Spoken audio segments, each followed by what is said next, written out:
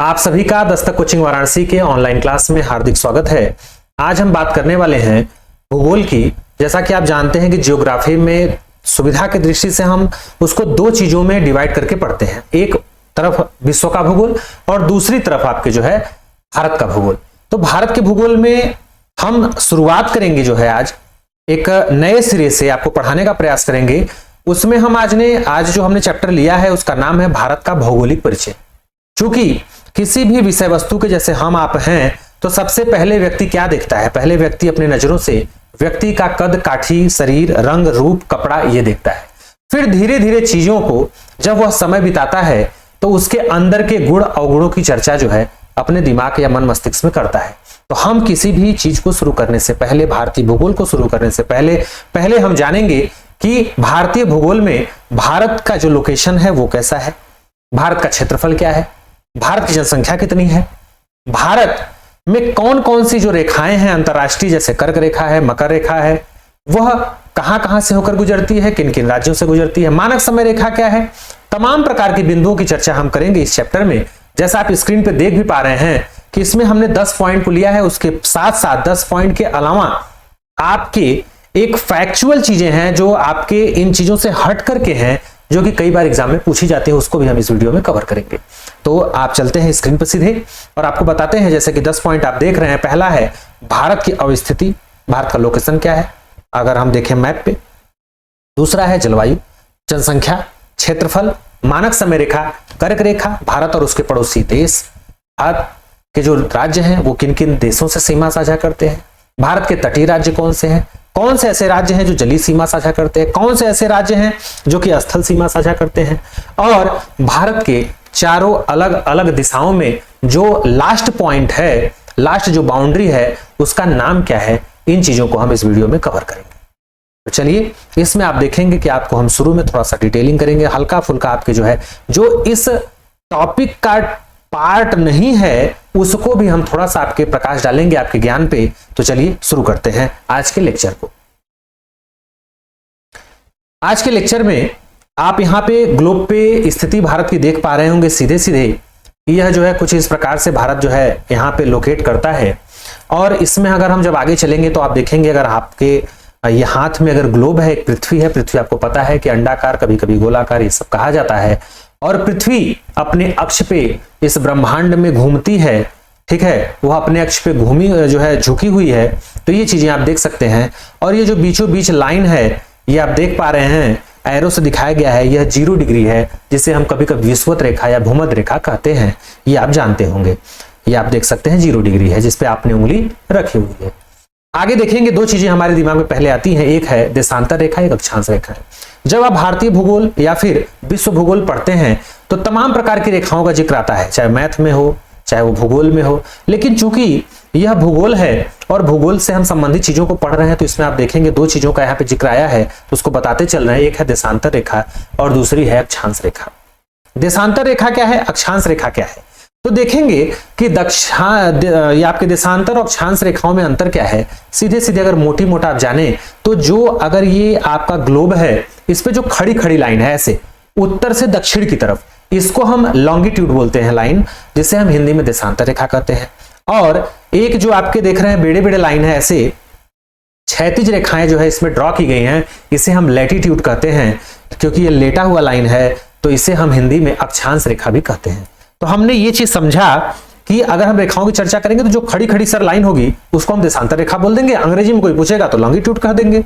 और जो ऐसे ऐसे रेखा है बेड़े बेड़े, उसे हम लैटिट्यूड कहते हैं क्योंकि ये लेटा हुआ है, और इसे हम हिंदी में अक्षांश रेखा कहते हैं। इतना तो आप समझ गए होंगे।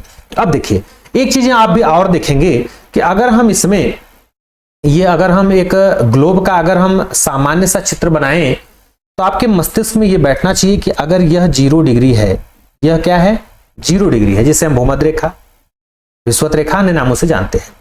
तो सीधे सीधे अगर यह पृथ्वी का केंद्र है, सेंटर है, ठीक है, तो इस सेंटर से अगर आप कोण बनाए, कोण का आपको मालूम होगा, मैं बता देता हूं। जैसे देखिए ये आप जानते हैं कि ये 90 डिग्री है, ठीक है, ये 90 डिग्री है ना। कहेंगे कैसे, जब आप किसी लाइन पे, ये रेखा है कोई मान लीजिए, ठीक है, इसको हम थोड़ा सा और अच्छे से बना देते हैं। यहाँ पे देखिए ये कोई लाइन है मान लीजिए, ठीक है। अब यहाँ पे आप एक पॉइंट ले लीजिए, यहां से आप मान लीजिए ये है 10 डिग्री, कितना है 10 डिग्री, फिर इसके ऊपर बढ़ेंगे तो कहेंगे सर ये 20 डिग्री, ऐसे ऐसे करके खड़ी लाइन खींचेंगे तो कहेंगे 90 डिग्री। तो वैसे ही अगर हम पृथ्वी के केंद्र बिंदु को, अगर हम ध्रुव को अगर केंद्र मान लें इस किसी वृत्त का, तो इससे जो हम लाइन ड्रॉ करते हैं इस परिधि पे, ठीक है, किस पे, परिधि पे अर्थात पृथ्वी पे, तो ये जो लाइन होती है ऐसे ऐसे करते करते जब हम 1 डिग्री 2 डिग्री 3 डिग्री करते करते 23.5 डिग्री पे पहुंच जाता, 23.5 का मतलब होता है 23 और 24 के बीच का, 23.5 डिग्री जब लाइन खींच लेते हैं तो इसी को बोलते हैं हम कर्क रेखा। क्या बोलते हैं? कर्क रेखा। और इसी केंद्र बिंदु से इधर भी 23.5 डिग्री जब खींचते हैं तो यही हमारा क्या है? कर्क रेखा है। ठीक है, 23.5 डिग्री इधर 23.5 डिग्री इधर, और इन पॉइंट को हमने मिला दिया तो ये कर्क रेखा हो गया। उसी प्रकार से 23.5 डिग्री नीचे इस तरफ और इस तरफ जब हम लाइन खींचेंगे इसको बेस मान करके, तो ये जो लाइन बनती है उसको हम कहते हैं मकर रेखा। आई होप आप चीजें समझ गए। कहने का मतलब भूमध्य रेखा से 23.5 डिग्री ऊपर जो रेखा होती है उसे हम कर्क रेखा कहते हैं, और जो 23.5 डिग्री नीचे होती है उसे हम मकर रेखा कहते हैं। इतना आप जान गए होंगे। तो लैटिट्यूड जान गए आपने, अक्षांश रेखा क्या है, देशांतर रेखा क्या है, कर्क क्या है, मकर क्या है, भूमध्य रेखा। ठीक है, आई होप आप इतना चीजों को जान गए होंगे। अब चलते हैं आगे। आगे क्या चीजें हैं?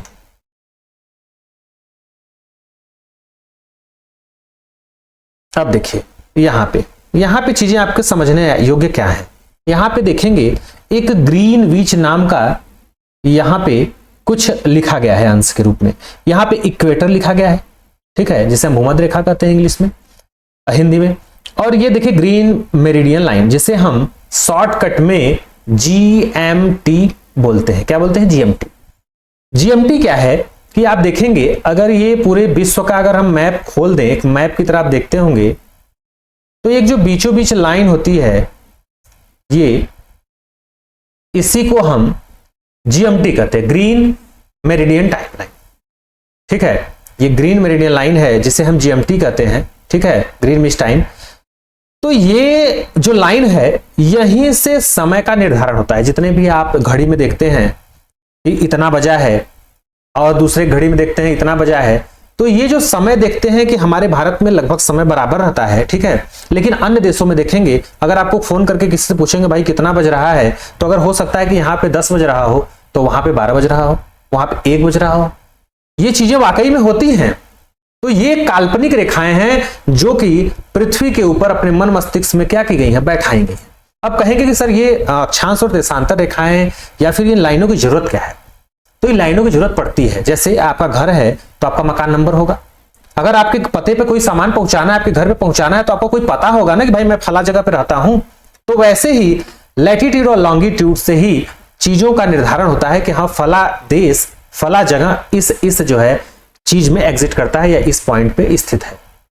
ठीक है, समय चूंकि जानते हैं कि पृथ्वी अपने अक्ष पे घूमती रहती है और थोड़ी सी झुकी हुई है, और सूर्य का प्रकाश पड़ता है। जिस भाग पे सूर्य का प्रकाश पड़ेगा वहां पे दिन, और जहां पे नहीं पड़ेगा वहां पे रात। लेकिन आपको इतना डिटेल में जाने की जरूरत नहीं है, क्योंकि हम भूगोल जो है भारत का एक सामान्य परिचय पढ़ रहे हैं। ये चीजें हम अक्षांश और देशांतर जब अलग से पढ़ाएंगे विश्व के भूगोल में चैप्टर में, तो वहां पे आप स्पष्ट रूप से चीजों को देखेंगे। अब देखिए, तो ये GMT इतना जान जाइए कि पृथ्वी पे बीचों बीच जो खड़ी खड़ी लाइन खींची गई है उसे हम GMT कहते हैं। और यहां से जब कोई व्यक्ति दाहिने साइड जाएगा पूरब की तरफ, तो ये जो समय होगा वो प्लस में होगा, और जब पीछे की तरफ जाएगा पश्चिम की तरफ तो समय माइनस में जाएगा। ये पूर्वी हो गया और ये पश्चिमी किनारा हो गया, पश्चिमी आपका जगह हो गया। ठीक है, तो ग्रीन मिस टाइम जो होता है उससे समय का निर्धारण होता है। बीचों बीच से अगर हम पूरब की तरफ बढ़ेंगे तो समय बढ़ेगा, पश्चिम की तरफ जाएंगे तो समय घटेगा। यहां पे आप देख रहे हैं ये नॉर्थ पोल है, ये ऊपर से देखिए फिगर बना है, ये उत्तरी क्या है? ध्रुव है। और ध्रुव से जो लाइन नीचे की तरफ दक्षिणी ध्रुव की तरफ देखिए ये सब ड्रा की गई, खींची गई है। एक बीचों बीच जो लाइन 180 डिग्री पे खींची गई है, ठीक है, या इसको 0 डिग्री भी कर सकते हैं। तो इससे देखिए यहां से केंद्र से 10 डिग्री खींचा गया है, फिर 20 डिग्री, फिर 30 डिग्री, 40, ऐसे ऐसे खींचते खींचते पूरा जो है 170 डिग्री, फिर 180 डिग्री ऐसे। तो ये पूरब की तरफ का जितना हो गया वो ईस्टर्न हेमिस्फीयर है, पूर्वी इलाका, और ये है पश्चिम। तो ये है, देखिए आप देख सकते हैं, ये ग्रीन मिस टाइम है, नॉर्थ है, ये साउथ है, ठीक है। ये अलग अलग आपका इक्वेटर से क्या किया गया, खींचा गया है। तो आप ये चीजें जानते होंगे। आगे चलते हैं अपने मुद्दे पे सीधे सीधे, इसको हम इरेज कर देते हैं। अब देखिए यहां से हमारा चीज जो है, आपका जो टॉपिक है वो शुरू होता है। यहां पे हमको जानना है कि भारत की लोकेशन क्या है। अगर हम सामान्य रूप में देखें तो पहले तो भारत की आकृति जो है समचतुष्कोणीय है, पहला फैक्ट। दूसरा, भारत अक्षांशीय दृष्टि से उत्तरी गोलार्ध में है और देशांतरी दृष्टि से पूर्वी गोलार्ध में।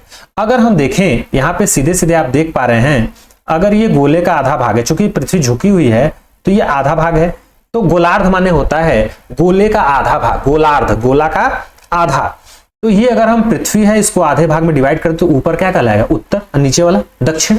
तो भाई गोला का ये आधा पार्ट में हमने डिवाइड कर दिया आधे आध पे, तो जो आधा हिस्सा ऊपर वाला है उसे कहेंगे ये उत्तर की तरफ है, आधा हिस्सा ये नीचे, तो ये दक्षिणी गोलार्ध नीचे वाला, ऊपर वाला उत्तरी गोलार्ध। लेकिन अगर इसको हम खड़े खड़े काट दें, खड़े खड़े अगर इसको डिवाइड करें खड़े खड़े, तो यहाँ पे देखेंगे कि यह वाला हिस्सा क्या कहलाएगा, ये पूरब की तरफ कहलाएगा और ये पश्चिम की तरफ। माने हम चीजों को दो तरफ से डिवाइड कर सकते हैं, एक अक्षांशीय रूप से और दूसरा देशांतरी रूप से। अक्षांशीय रूप से हमने बांटा तो ये उत्तरी और दक्षिणी गोलार्ध में बढ़ गया, और देशांतरी दृष्टि से खड़े खड़े हमने इसको बांटा तो ये पूर्वी और पश्चिमी गोलार्ध में क्या हो गया, बट गया।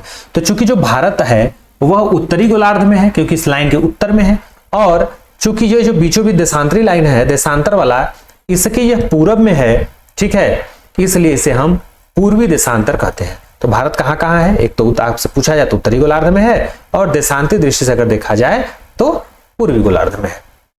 जलवायु की बात करें, हर भूभाग का अलग अलग अपना जलवायु है, वहां पे पेड़ पौधे पहाड़ इन सब चीज पे जो है, वहां के वनस्पतियों पे वहां की जलवायु निर्भर करती है।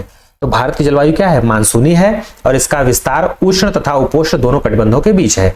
आप जानते हैं कि अगर हम इसको एक ग्लोब मान लें तो बीचों बीच मैंने आपको बताया भूमध्य रेखा है, भूमध्य रेखा से 23.5 डिग्री ऊपर और 23.5 डिग्री नीचे, अर्थात कर्क और मकर रेखा का जो ये बीच का स्थान है इसमें काफी गर्मी पड़ती है, ठीक है, इसीलिए इसे हम उष्ण कटिबंधीय क्षेत्र कहते हैं। सूर्य का प्रकाश इस पे डायरेक्ट जो है लंबवत पड़ता है, कभी कर्क रेखा पे सूर्य लंबवत पड़ेगा, कभी मकर रेखा पे, क्योंकि पृथ्वी क्या है, अपने अक्ष पे घूमती रहती है बराबर। आगे देखें तो जनसंख्या की दृष्टि से, अगर तो जनसंख्या में हम सीधे सीधे 2011 का बेस बनाएंगे, क्योंकि अभी लेटेस्ट जो जनगणना हुई है उसका जो है रिजल्ट अभी आया नहीं है।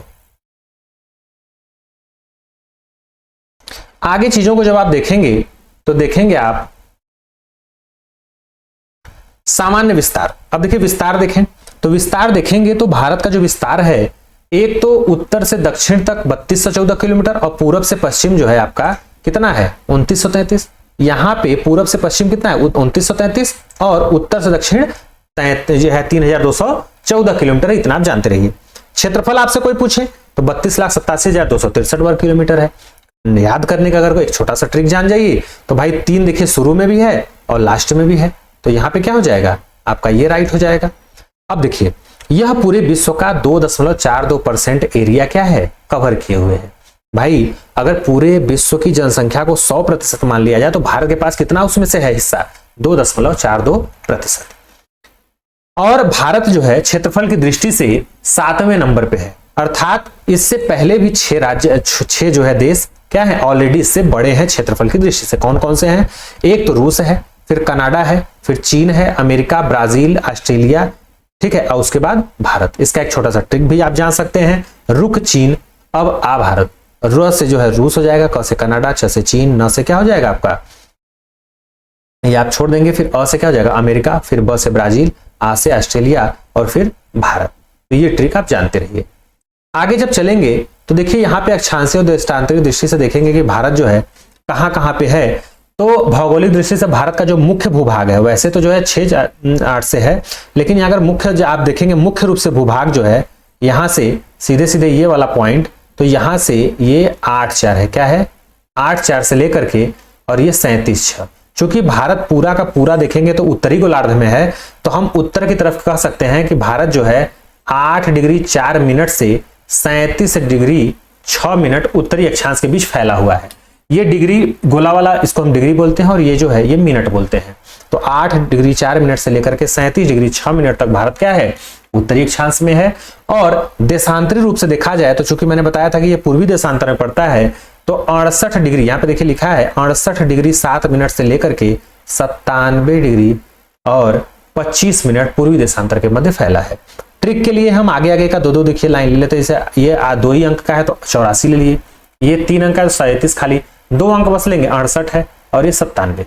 तो देखते हैं ये 68 देखिए लिखा है और ये कितना है 97। तो देखिए ये 68 है, 68 से लेकर के कहाँ फैला है 97 तक, और ये आप देखेंगे तो यह 84 और ये 37, तो यहाँ पे 37 से लेके 84। इसको मैंने पलट के इसलिए लिखा है कि ऊपर वाला देखिए कम अंक वाला है और नीचे ज्यादा, 68 से ज्यादा क्या है 97 और 37 से 84। इसको आप ट्रिक माध्यम से याद कर सकते हैं। इसमें अंतर देखेंगे 1-1 का है, जैसे 8 से 9, 6 से 7, 7 से 8, 3 से 4।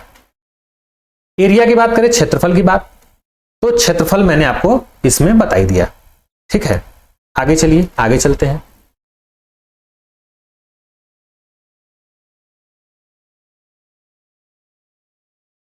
अब देखिए यहाँ पे 2-3 चीज आपको जो है सीखने को मिलेगी। एक मानक समय रेखा, मानक समय रेखा क्यों? मानक समय रेखा, मानक माने होता है स्टैंडर्ड टाइम लाइन। मानक माने होता है किसी चीज का एक व्यवस्थित एक स्टैंडर्ड चीज कोई, ठीक है। और यहाँ पे चूंकि समय लिखा गया है और रेखा माने ऐसी रेखा जिससे एक समय का निर्धारण हो।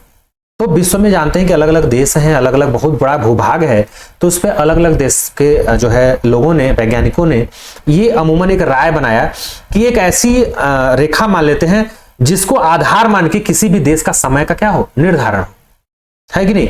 रूस वगैरह जैसे बड़े बड़े क्षेत्र हैं जो आपके, अमेरिका हो गया, इसमें अलग अलग टाइम जोन अलग अलग जो है कई प्रकार के पाए जाते हैं।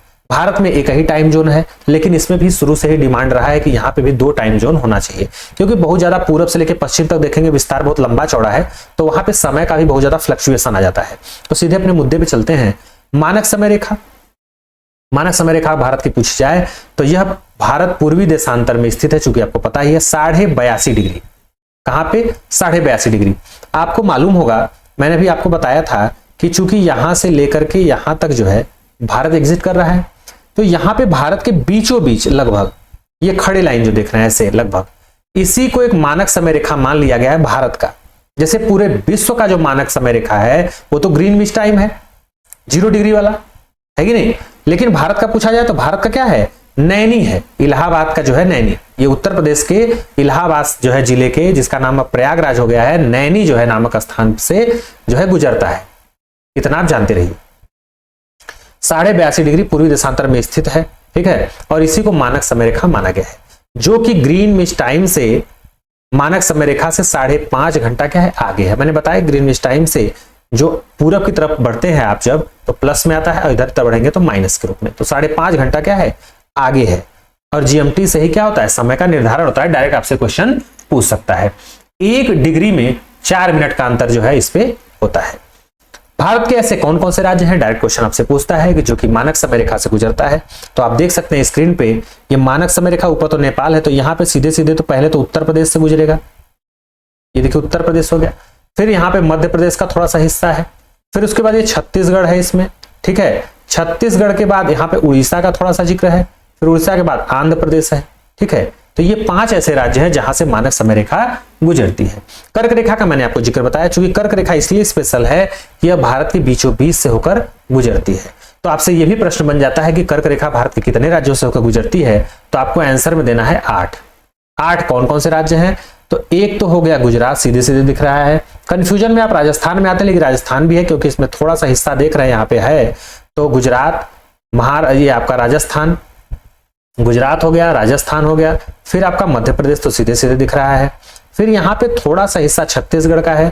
फिर यहाँ पे आप देखेंगे सीधे सीधे तो फिर झारखंड है, झारखंड के बाद क्या है आपका, ये आपका पश्चिम बंगाल है। फिर त्रिपुरा है और मिजोरम। तो यहाँ पे सीधे सीधे देख रहे हैं कि गुजरात हो गया, गुजरात के बाद राजस्थान, राजस्थान के बाद आपका मध्य प्रदेश, मध्य प्रदेश के बाद छत्तीसगढ़, छत्तीसगढ़ के बाद झारखंड, झारखंड के बाद पश्चिम बंगाल, पश्चिम बंगाल के बाद आपका जो है त्रिपुरा, त्रिपुरा के बाद मिजोरम। इतना आप चीज जान गए। इसको एक ट्रिक से माध्यम से भी याद रख सकते हैं, मित्र पर गमछा झार, मित्र पर गमछा झार, ठीक है। मिजोरम, त्रिपुरा, ठीक है, पश्चिम बंगाल, फिर राजस्थान, गुजरात, ऐसे करके आप चीजों को याद रख सकते हैं, ठीक है। आई होप आप ये चीजें समझ गए होंगे। और अभी तक जो लोग चैनल पर नए हैं अभी तक चैनल को सब्सक्राइब नहीं किया है, अगर आपको वीडियो पसंद आए तो आप उसको जो है सब्सक्राइब कर सकते हैं, लाइक और शेयर करना मत भूलिएगा। अगली अगर हम बात करें पॉइंट की, स्थलीय और जलीय सीमा। देखिए देश की अलग अलग सीमाएं हैं, इस पे भी अगर हम जिक्र कर ले तो अच्छा है। यहां पे देखेंगे तो ये पूरा बॉर्डर लाइन है, ठीक है, ये बॉर्डर लाइन है ना पूरा। यहां पे कह रहा है कि जो स्थलीय सीमा की लंबाई है 15,200 किलोमीटर। ये स्थल क्या है भाई, जो लैंड है, जो जमीन है, तो ये जमीन वाला नीचे वाला मत जोड़िएगा, ये यहां से देखिए गुजरात वाला, ये शुरू करेंगे यहां से, ये पूरा होता हुआ आप देखेंगे ये पूरा जो लाइन है ये यहां तक है ना, ये पूरा आपका कितना है 15,200 किलोमीटर है, ये स्थलीय सीमा की लंबाई है। अब कह रहा तटीय सीमा की लंबाई, तो तटीय सीमा देखिए यहां से शुरू होता है, ये पूरा आपका क्या हो जाएगा, तटीय सीमा हो जाएगा, ये यहां तक ये तटीय सीमा होगा। इसकी लंबाई 6100 किलोमीटर है, ठीक है, माने ये 15,200, ये 6100।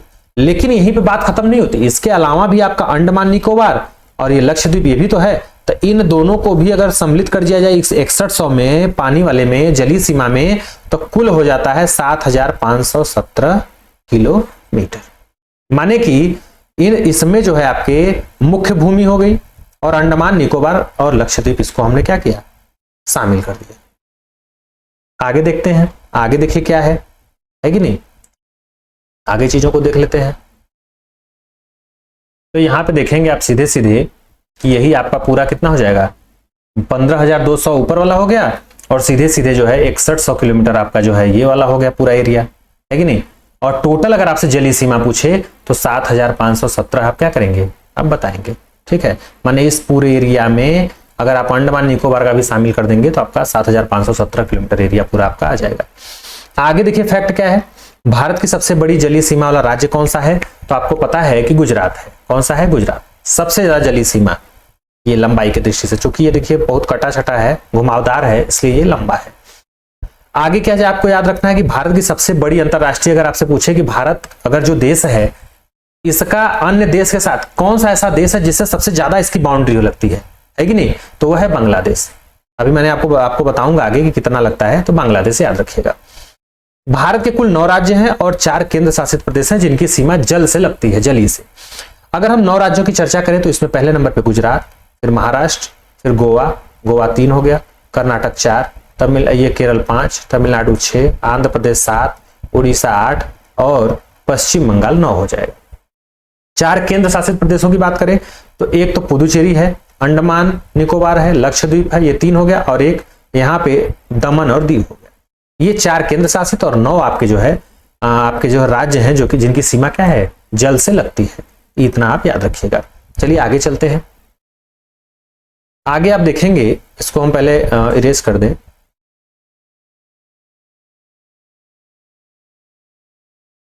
अब देखिए यहां पे कुछ चीजें आपको ये भी जाननी होंगी कि जैसे आपका घर मकान है तो आपकी एक बाउंड्री होगी, एक सीमा होगा ना, कि जैसे उस सीमा के आगे आप नहीं बढ़ सकते, दूसरे का शुरू हो जाता है। तो वैसे ही भारत की भी एक सीमा है, जैसा मैंने अभी आपको बताया, है कि नहीं, कौन से जल से लगते हैं, कौन से स्थल से लगते हैं।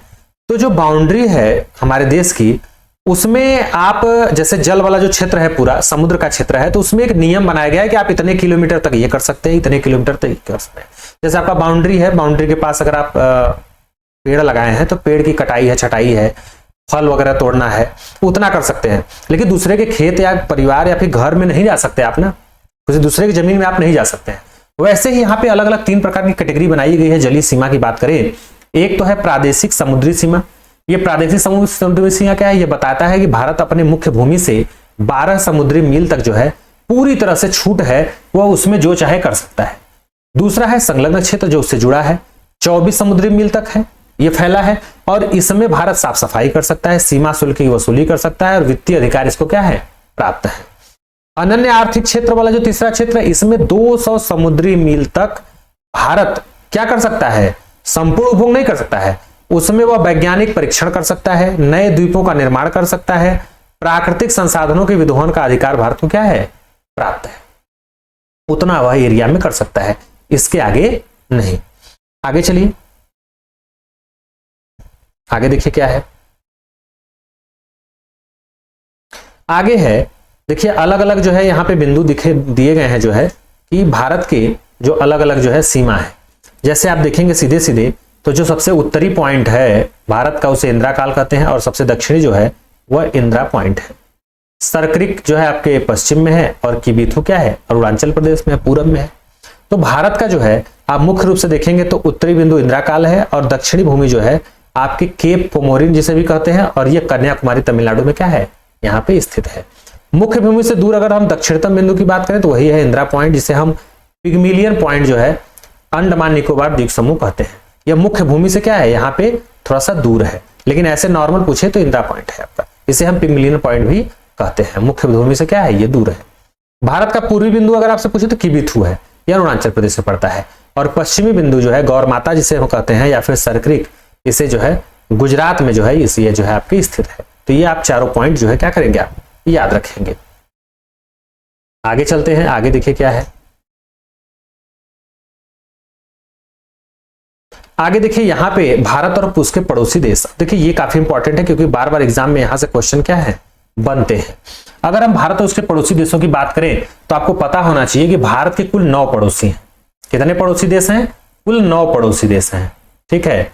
और उन 9 पड़ोसी देशों में 7 ऐसे हैं जिनका जो है स्थल से संपर्क है जमीन से, और 2 ऐसे हैं जिनका जलीय सीमा है।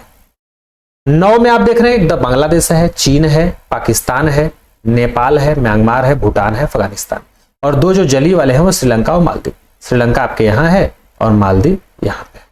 यहाँ पे रोचक चीजें ये भी हैं कि मैंने आपको बताया कि बांग्लादेश से जो है हमारे देश की सीमा सबसे ज्यादा लगती है, लगभग 4097 किलोमीटर, 4096.7 है तो 4097 किलोमीटर। उसके बाद चीन से लगता है 3488 किलोमीटर, फिर पाकिस्तान है 3323 किलोमीटर, फिर नेपाल है 1751 किलोमीटर, म्यांमार है 1643 किलोमीटर, फिर भूटान है 699 किलोमीटर, फिर अफगानिस्तान है 106 किलोमीटर। ये आप जानते हैं।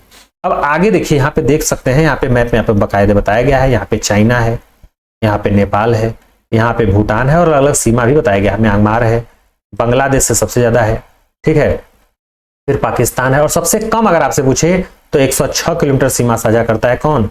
अफगानिस्तान, ठीक है। और ये मालदीव का आप देख ही रहे हैं और श्रीलंका आपको पता ही है।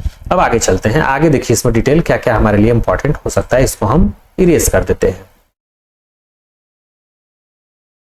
अब देखिए देशों से लगे जो भारतीय राज्य हैं, अब थोड़ा सा ही पॉइंट बचा है। जैसे बांग्लादेश है तो बांग्लादेश से हमारे कौन कौन से जो है भारतीय राज्य जो है सीमा साझा करते हैं। तो देखिए ये बांग्लादेश है, ये पूरा आप देख पा रहे होंगे मैप पे, ये आपका क्या है बांग्लादेश वाला इलाका। अब बांग्लादेश से कौन कौन से राज्य हैं? तो एक तो पहली बात पश्चिम बंगाल, देखिए पतला सा फैला हुआ है, तो एक तो पश्चिम बंगाल हो गया, ठीक है। इसको कलर चेंज कर देते हैं, रुकिए,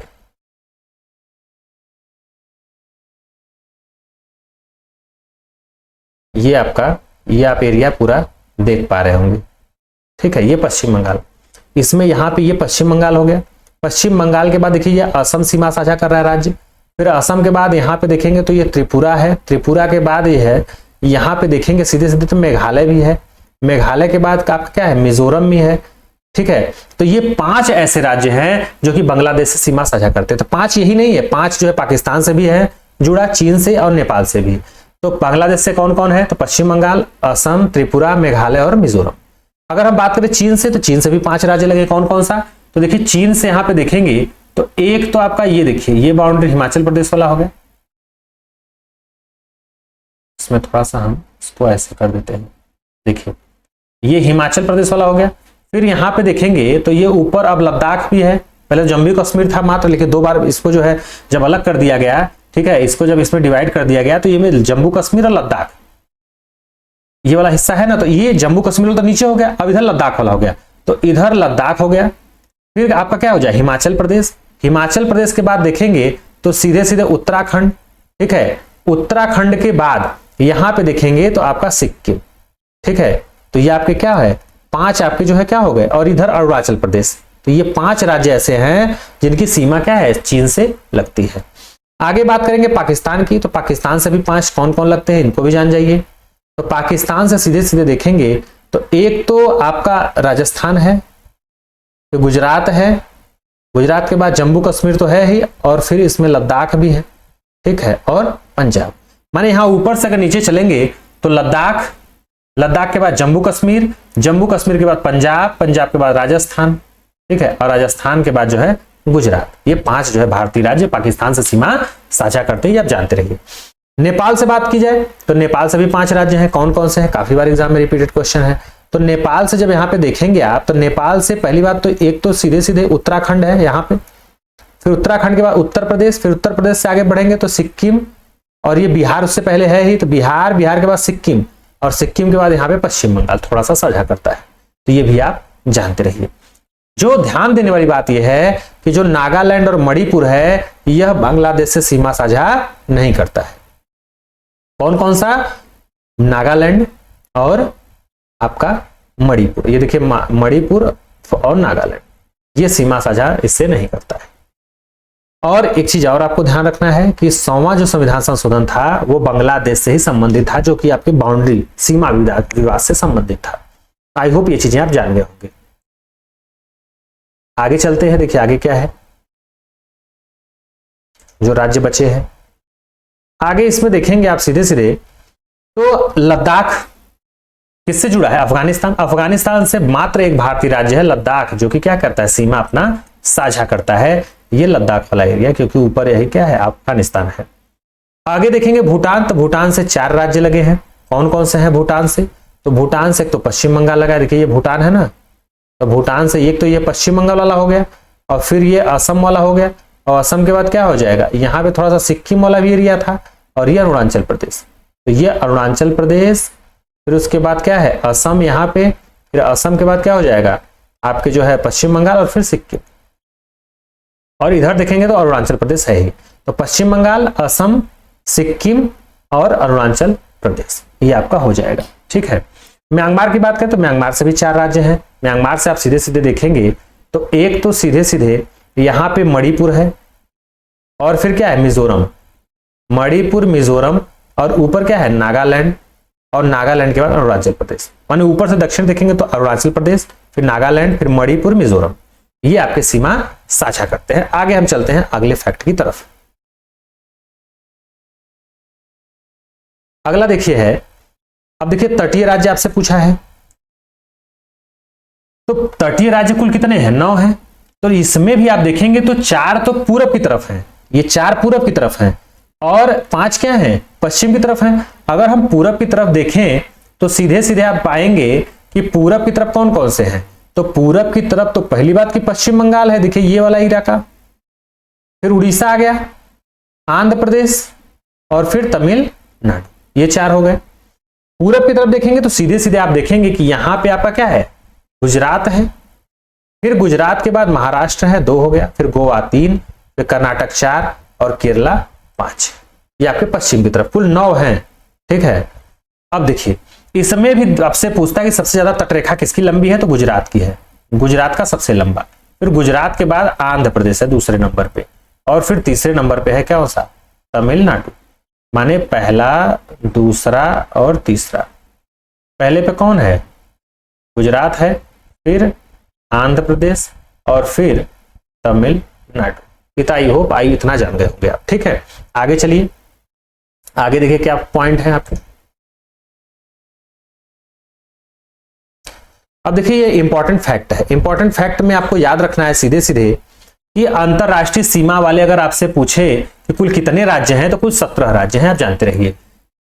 इस समय वर्तमान में 28 राज्य और 8 केंद्र शासित प्रदेश हैं भारत में, ये आपको पता ही होगा। त्रिपुरा एकमात्र ऐसा जो है राज्य है जो 3 तरफ से बांग्लादेश से घिरा है, और इसका एरिया कितना साझा करता है? त्रिपुरा जो है बांग्लादेश से 856 किलोमीटर, और त्रिपुरा की राजधानी जो अगरतला है वह अंतरराष्ट्रीय सीमा से मात्र 50 मीटर क्या है? दूर है। आपसे पूछा जाता है कई बार एग्जाम में, और पूछा भी गया है। भारत का अगर देशांतरी विस्तार पूछे तो विषुवत रेखा के 12वें भाग के क्या है? बराबर है, इतना आप जानते रहिए। आगे क्या है? जो भारत और अफगानिस्तान के बीच जो रेखा है जो 2640 किलोमीटर की, इसका निर्धारण जो है, जो आपके कहा जाता है डूरंड रेखा, बार बार आप पढ़ते हैं, रेड क्लिप तो भारत और पाकिस्तान के बीच है, तो अफगानिस्तान और पाकिस्तान के बीच डूरंड रेखा है। इसका निर्धारण भारत के विदेश सचिव जो है मार्टिमर डूरंड और अफगान के जो है आमिर अब्दुल रहमान खान के बीच जो है 12 नवंबर 1893 को होता है। ठीक है, ये आप जानते रहिए। ये काफी इंपॉर्टेंट है। आदम ब्रिज जो है वह श्रीलंका और तमिलनाडु के बीच में स्थित है, ये भी आप जानते रहिए। और पुदुचेरी, कराईकल, यनम और माहे जो कि सब पहले जो है फ्रांस का जो है क्या था, एक क्षेत्र था, फ्रांस का कब्जा था। कब तक? नवंबर 1954 तक। बाद में फ्रांसीसियों से जो है अलग किया गया, उससे जो है छीना गया, उससे लिया गया और भारत में उसे जोड़ा गया और इस प्रकार से पुदुचेरी केंद्र शासित प्रदेश बन गया इन चारों को जोड़ करके। पुदुचेरी राज्य का क्षेत्र जो है 3 राज्यों में फैला है, एक तो तमिलनाडु, केरल और आंध्र प्रदेश। तो ये थी इंपॉर्टेंट जानकारी। आपसे निवेदन है कि अगर आपको ये वीडियो पसंद आया हो तो इसको लाइक, शेयर, सब्सक्राइब करना मत भूलिएगा और ज्यादा से ज्यादा इसको जो है शेयर करिएगा, ठीक है, ताकि ज्यादा लोगों को इसका लाभ मिल सके। तो चलिए मिलते हैं नेक्स्ट वीडियो में नए टॉपिक के साथ। एक छोटा सा पॉइंट इसमें छूट गया था, उसको जानते रहिए कि राजीव गांधी ने जो है जब अंडमान निकोबार की यात्रा की थी तो वह अपनी मां की याद में जो है दक्षिणी छोर का नाम इंदिरा पॉइंट रखा था, जिसका कुछ हिस्सा 2004 के भूकंप के सुनामी में क्या हो गया, कुछ डूब गया। तो ये थे आपके भारत के भौगोलिक परिचय से संबंधित कुछ प्रमुख बिंदु। आशा करता हूं कि आपको वीडियो पसंद आएगा। अगर आपका कोई कीमती सुझाव हो तो कमेंट बॉक्स में जरूर दीजिएगा। मिलेंगे नेक्स्ट वीडियो में नए टॉपिक के साथ, तब तक के लिए जय हिंद, जय भारत, थैंक यू।